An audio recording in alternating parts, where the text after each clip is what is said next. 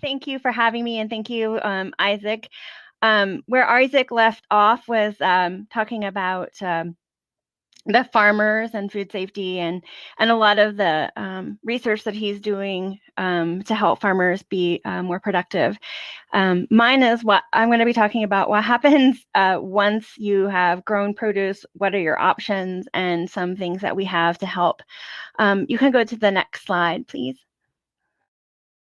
I'm the Family Consumer and Health Sciences agent. Yeah, thanks. I'm the Family Consumer and Health Sciences agent, which is a lot longer than Isaac's title.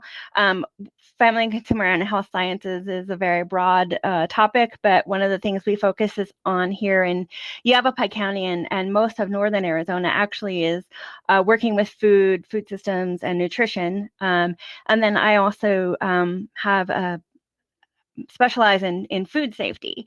And so if you went to our website, to Cooperative Extension website, and you hit explore, you would see all these different options come up. And Isaac talked about the things that are on the left-hand side that aren't circled. My topics are the ones that are circled. So that's what all fall under Family Consumer and Health Sciences, and some of them are shared.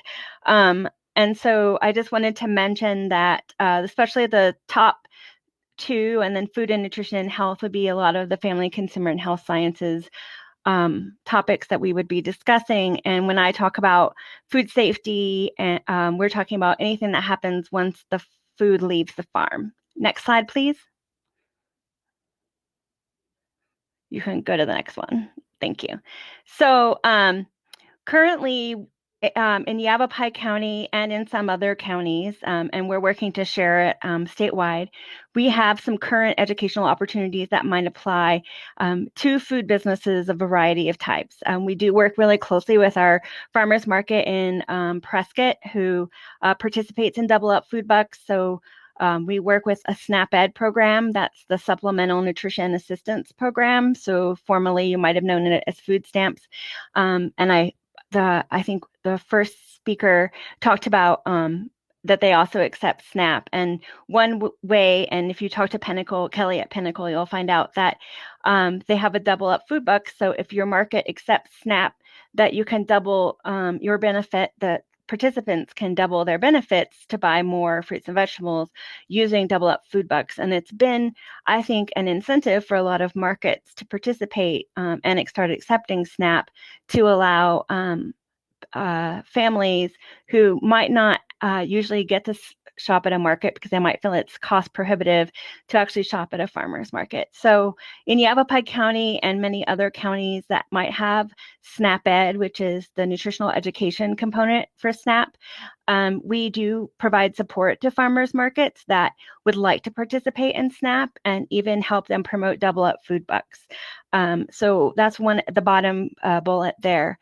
We also teach food preservation classes.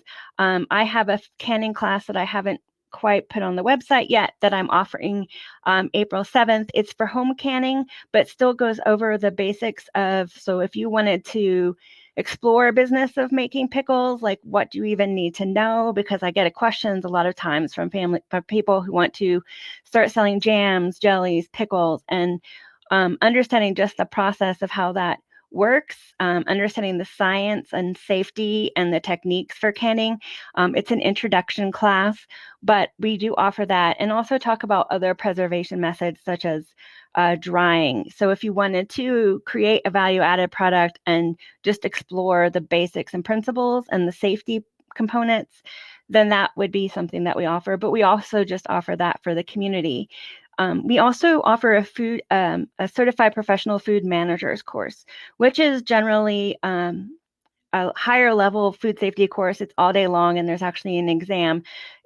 Generally, restaurant managers take it, but we also have anybody who has a licensed food establishment, or if you have a license of any kind, usually, especially in Yavapai County, some of the counties are a little bit different, and I forgot to mention, and I will go to that in just a moment.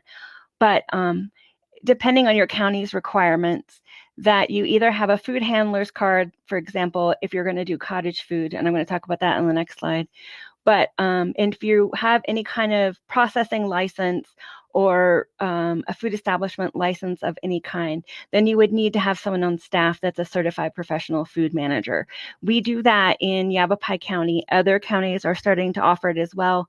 It's also offered by the Restaurant Association and other entities, but we currently have a virtual class because of COVID restrictions, and then we also offer it in person. We're also developing a mid-level food safety training for people who don't necessarily need the certification, but really want more than just your basic, how do you handle food safety. I wanted to go back and say, whatever you can stay on that slide, sorry. I just wanted to mention that if you are a grower and you are growing whole produce, then you have a lot less restrictions about what you might do with that produce if you're selling direct, especially. But if you want to start cutting that produce or doing anything else to create a value-added product, then there are a lot of other regulations in place, and navigating those is really complex. And one of the things, when I talk about my next slide, which you don't have to go to yet, is helping navigate that process, because realize it's complicated, because depending on what it is that you're selling. So if you, for example, are selling beef, then you're going to have federal requirements, or you're going to have inspections from agriculture. If you're doing cottage food, that's a state program.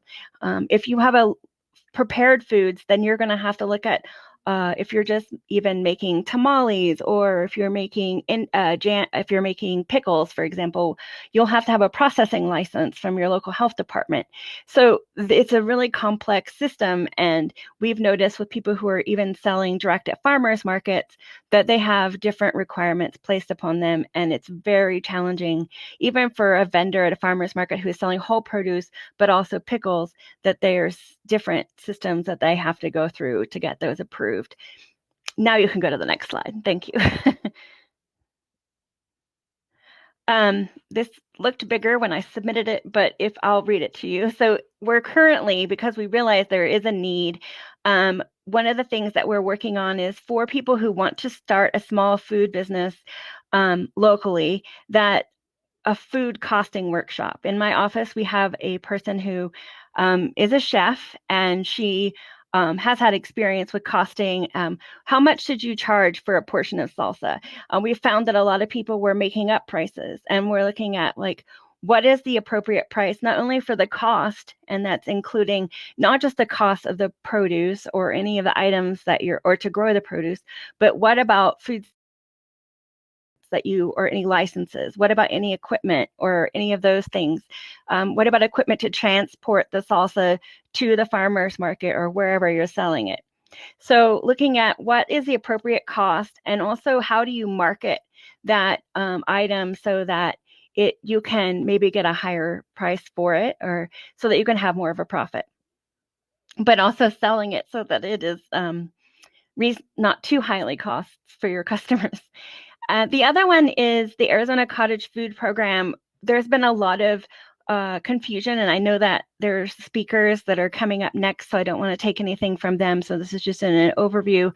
There's some confusion about what qualifies as cottage food, and so I participated in a class from Colorado, which they have a completely different cottage food program, but I think that we found that there was a need to provide some education about what is the cottage food program, how do you participate? It's a state program, not a local program, and what foods qualify. They recently added jams and jellies, for example, is something that you can prepare at home and not have to have a license or work in a licensed food establishment, but there are some requirements to that, and we also want to make sure that people are doing so safely. The other one was helping navigate all of those products and processes. What are you selling? What regulations are you going to have to meet to sell that product? What kind of licenses? What kind of food safety things should you be concerned about? Again, a lot of people come to me and say that they want to sell pickles, and there's so much testing and equipment that has to go into that you may not make a profit selling pickles, and there's really it's really not going to be cost effective to do. So maybe that's not for you. It's something that I think people should be educated before they start the business and invest a lot of money and find out that it's really not going to profit for them. And then also HACCP, developing plans if you are going to do food processing. We have someone who has certified to teach that. Next slide. I think I'm almost done. Again, I'm a resource, and Isaac's a resource. We're both in Yavapai County. Isaac also works in Coconino. Christy Stuth is my counterpart, who she works in Coconino and Mojave counties. And she's newer to Extension, but I'm happy to help with her. She's also someone you can contact that has connections. I know that she does do some education with canning and other food safety. Andrew, he's the county director for Mojave, but I thought he also works in Coconino. His area is cattle, livestock, and rangeland. So if you're working in that, that would be someone that you would contact too. So in addition to Isaac and me, these are two other contacts in Extension. You can go to the website. A lot of, because of COVID and a lot of things are being virtual now, we have classes now that are being offered statewide that we used to only be able to deliver in person and local. So there's a lot more access to those. And I just wanted to mention, there was a mention of FSMA. There's a Produce Safety Alliance training if you, in March, that's being available, being offered in partnership with the Department of Agriculture and Extension. And there's 2 classes, I believe, in March being offered if you wanted to know if you're growing produce and want to be familiar with FSMA requirements. Your farm might be smaller, it might be exempt, but it's still good information to know safety-wise. And then my next slide is, I think, the end of my, last, well, didn't look like that before, but thank you for letting me be here. And my contact information is on the right side of the slide.